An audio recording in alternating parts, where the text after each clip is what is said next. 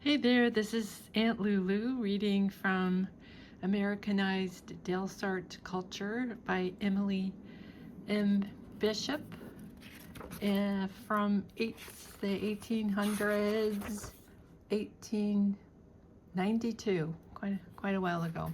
Reading chapter 5 today about poise. And it's helpful to do this with when you're reading, because otherwise it's a little cranky. All right, so the quote here, self-culture aims at perfection and is the highest fulfillment of the law of God. It means perfect symmetrical development of all of our powers of body, mind, and spirit. Psychophysical culture admits of no purely mechanical movements. The mind must cooperate with the body. In the exercises for practice, instead of thinking of physical action merely, keep the thoughts concentrated as much as possible upon some result to be obtained by the practice. Some helpful thoughts to be held with different exercises have been suggested. These are not, however, in any way arbitrary. So keep that in mind. Exercise 1, hold some thought of proportion. It's helpful, just by the way, to do this while you're reading or listening. Standing on both feet, the knees straight, the arms relaxed, bend the body slowly forward. Note the movement of the hips. They recede as the torso goes forward. Keeping the hips as nearly stationary as possible, raise the torso to an upright position and push the crown of the head upward. Repeat several times.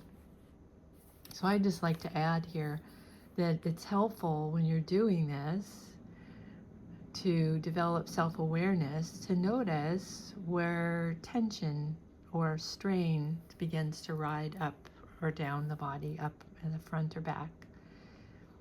All right, in raising the torso, the tendency will be to let it pass the vertical line, meaning you'll go back further, kind of beyond the line of gravity. This must be prevented, otherwise the effect of the exercise will be to foster instead of to overcome a bad attitude. So one can easily detect when the upper torso begins to tip backward. For as soon as it passes the vertical line, where the shoulders are in line with the hips, there will be a perceptible forward movement of the hips. So there's an kind of like a balance scale going on in the body, and you'll notice that the tension or strain changing as you do this.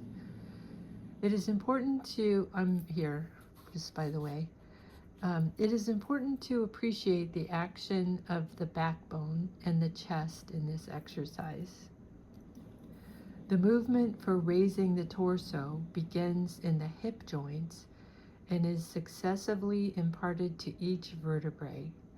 The natural curves of the backbone assert themselves, and the chest is lifted into a position of self-respect, and the waist resumes active duty.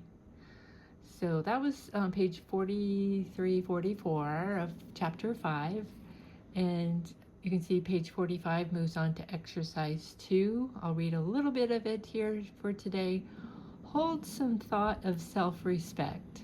Assume a careless standing position, the hips being forward, the knees slightly relaxed, the chest sunken, and the head weakly inclined forward. That sounds a little like 2026, doesn't it? All right, so that's a little bit of Americanized Delsarte Culture by Emily M. Bishop. This is Aunt Lulu saying hello to Michael. Thank you for your comments. I appreciate that. And I'll see you next time.